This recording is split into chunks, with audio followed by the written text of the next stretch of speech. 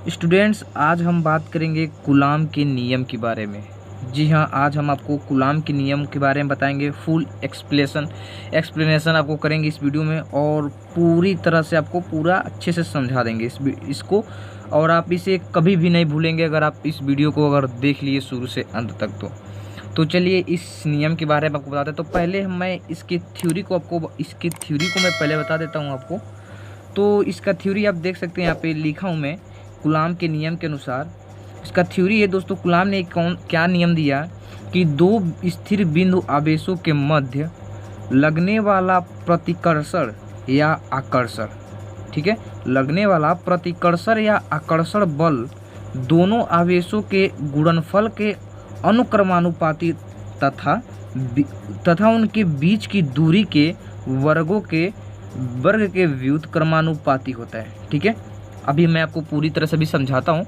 तो जो होता है वो उनके गुणनफल के, जो उनके आवेश हैं उनके गुणनफल के अनुक्रमानुपाती और वर्ग के बीच की दूरी के वर्ग के व्युत्क्रमानुपाती होता है, एवं दोनों आवेशों को मिलाने वाली रेखा के अदिश कार्य करता है। ठीक है, तो चलिए मैं पहले बताता हूँ आपको। मैं एक पहला आवेश है हमारा ये, और एक दूसरा आवेश है हमारा यह। ठीक है, तो पहला आवेश है हमारा Q1, ठीक है, और दूसरा आवेश हमारा है Q2। ठीक है, ये हमारा पहला आवेश है। ठीक है, और इनके बीच की दूरी क्या है?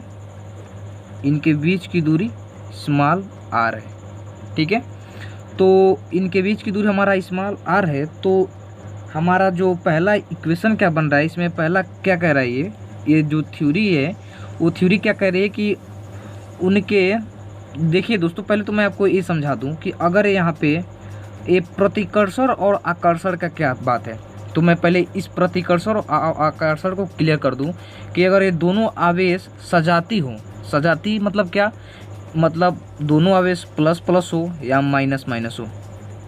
ठीक है, तो अगर ये दोनों आवेश प्लस प्लस हो या माइनस माइनस हो तो दोनों के बीच में क्या होगा? प्रतिकर्षण होगा। ठीक है, दोनों आवेश अगर सजाती हो, प्लस प्लस हो या माइनस माइनस हो, तो इन दोनों के बीच क्या होगा? प्रतिकर्षण होगा। ठीक है, अगर ये दोनों आवेश असजाती मतलब विजाती हो, तो जैसे प्लस माइनस हो या माइनस प्लस हो।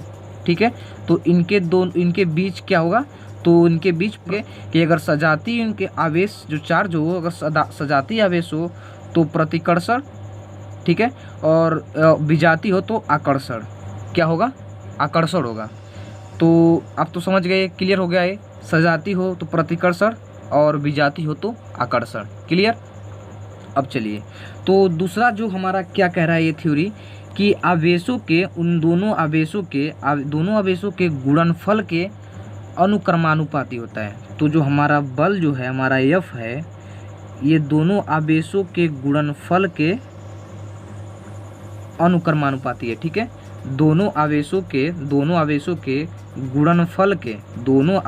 गुणनफल के अनुक्रमानुपाती है। ठीक है, और जो अगला क्या कह रहा है कि उनकी बीच की दूरी के, उनके बीच की दूरी के वर्ग के व्युत्क्रमानुपाती होता है। तो जो हमारा F बल है, इसे इक्वेशन हम 1 मान लेते हैं, और जो हमारा दूसरा है वह कह रहा है उनके बीच के दूरी जो है उसके वर्ग के, बीच के दूरी के वर्ग के, ठीक है दोस्तों, वर्ग के व्युत्क्रमानुपाती होता है।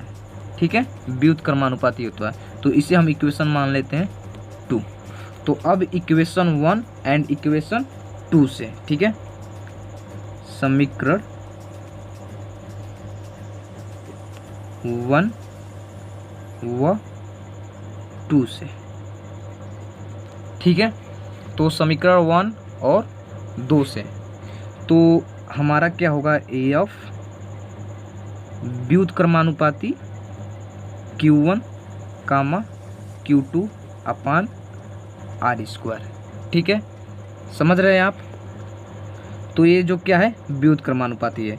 तो आप जानते हैं कि कोई भी व्युत्क्रमानुपाती का अगर चिन्ह, सिंबल हटता है तो कोई एक नियतांक आता है। ठीक है, समझ रहे हैं आप कि कोई भी अगर व्युत्क्रमानुपाती का चिन्ह हटता है तो एक नियतांक आता है। तो यहाँ पर नियतांक क्या आएगा? F इक्वल टू के, नियतांक क्या आएगा के into Q1 into Q2 upon are square.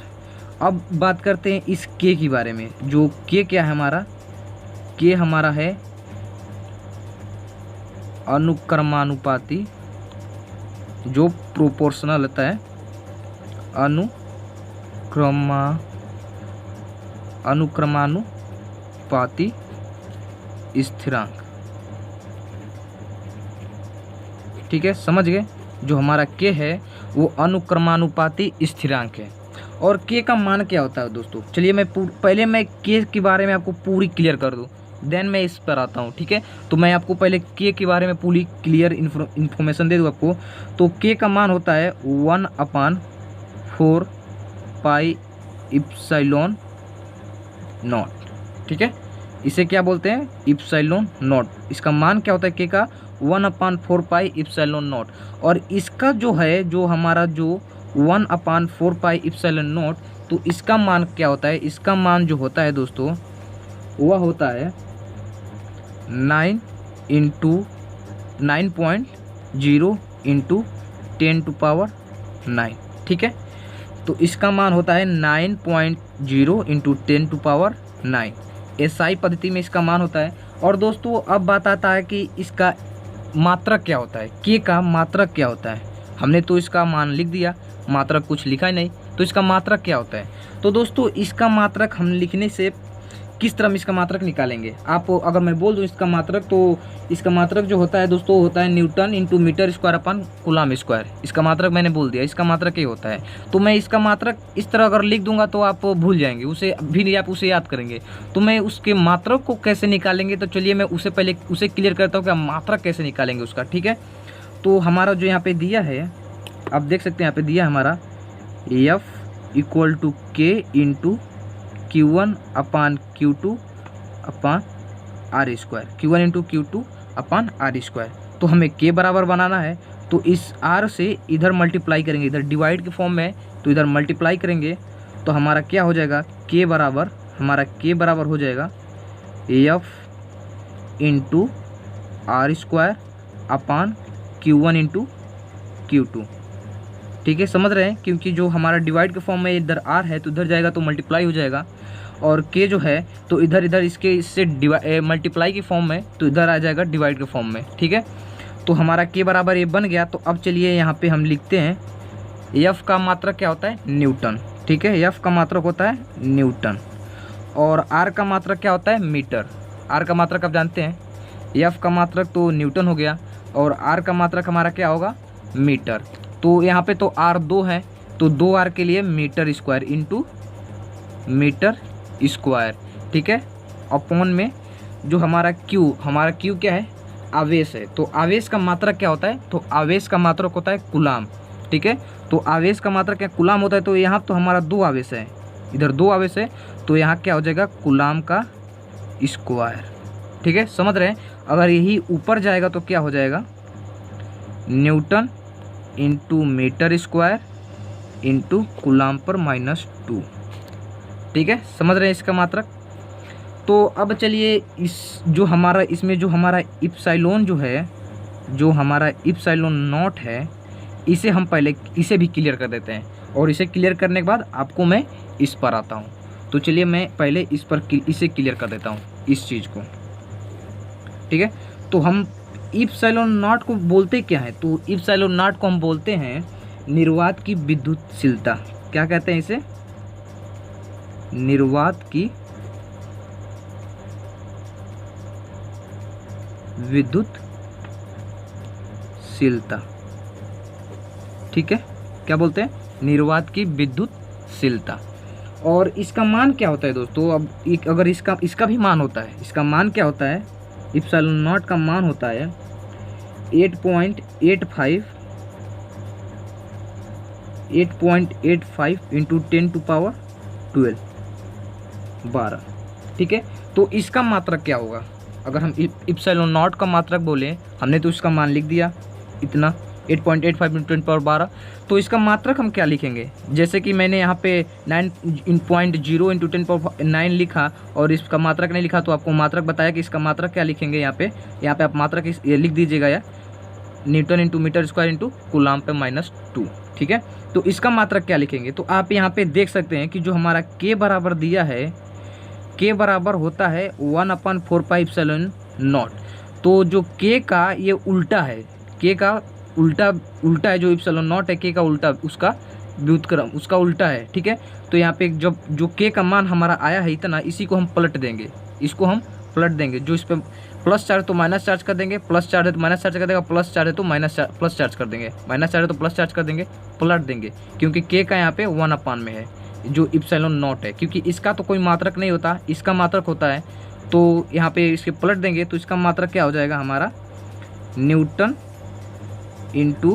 -1 charge हो जाएगा, इंटू मीटर का -2 चार्ज हो जाएगा, इंटू कूलाम पर 2। या अगर आप इस तरह नहीं निकालना चाहते तो आप इस तरह भी निकाल सकते हैं।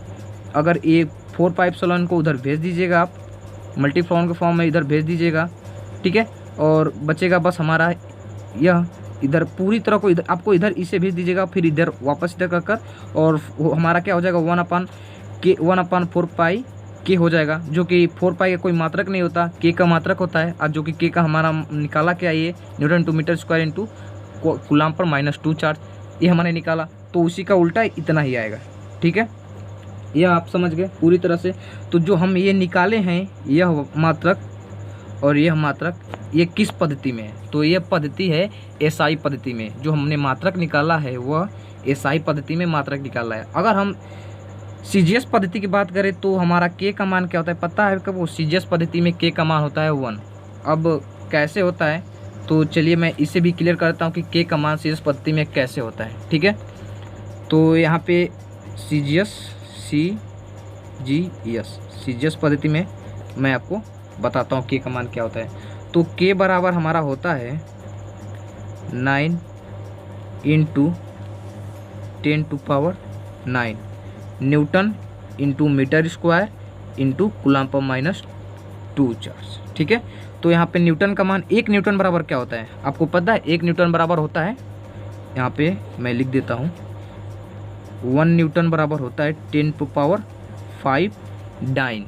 क्या होता है, 1 न्यूटन बराबर होता है 10⁵ डाइन। ठीक है, तो यहाँ पर हम लिख देंगे 10⁵ डाइन। ठीक है, इनटू मीटर, यहाँ पे मीटर, 1 मीटर बराबर 100 सेंटीमीटर होता है। हम सीजीएस पद्धति में लिख रहे हैं, तो 1 न्यूटन बराबर 100 सेंटीमीटर होता है। तो यहाँ पे 2 मीटर है, तो यहाँ पे हम लिखेंगे 100 × 100 इंटू यहाँ पे कूलाम, हमारा कूलाम जो है यहाँ पे देख सकते हैं कूलाम अपान, यहाँ पे 1 अपान कर देंगे, माइनस चार्ज है उसे बट्टे में कर देंगे यहाँ पे। तो 1 कूलाम बराबर क्या होता है, 1 कूलाम बराबर होता है 3 × 10⁹ 3 × 10⁹ स्टेट कूलाम। क्या होता है, 3 × 10⁹ स्टेट कूलाम। तो यहाँ पे 2 कूलाम है, तो हम लिखेंगे 3 × 10⁹ 3 × 10⁹ तो अब आते हैं यहाँ पे, तो यहाँ 3 9 हो जाएगा, तो ये 3 से 3 ये 9 कट कैंसिल हो जाएगा। यहाँ पे पावर्स कितने हैं, तो यहाँ पे 2 पावर 4 और 9, 2 और 2 4 5 9 और 9 18, यहाँ पे 18 पावर्स हैं, यहाँ पे 9 दूना 18, यहाँ पे 18 पावर्स है, तो ये पूरी कैंसिल हो जाएगा। तो के का मान क्या आएगा सीजीएस पद्धति में 1। ठीक है, क्लियर हो गया आपको। तो जो हमारा यहाँ पे अब आते हैं इस वाले पर, तो इस वाले को हम क्लियर कर देते हैं आपको। तो हमारा एफ बराबर क्या हो जाएगा, यहाँ पे के का हम मान रख देंगे 1/4πε0 into Q1/Q2 R², Q1 × Q2 R²। यह रहा सूत्र कूलाम का। इसी सूत्र से दोस्तों क्वेश्चन जो न्यूमेरिकल्स आएंगे, इसी फॉर्मूले से हम लोग को उससे हल करना है। अगर दोस्तों ये वीडियो अच्छा लगा, अगर ये आपको समझ आया, तो प्लीज़ वीडियो को लाइक करिएगा और कमेंट कर बताइएगा वीडियो कैसा लगा। धन्यवाद दोस्तों।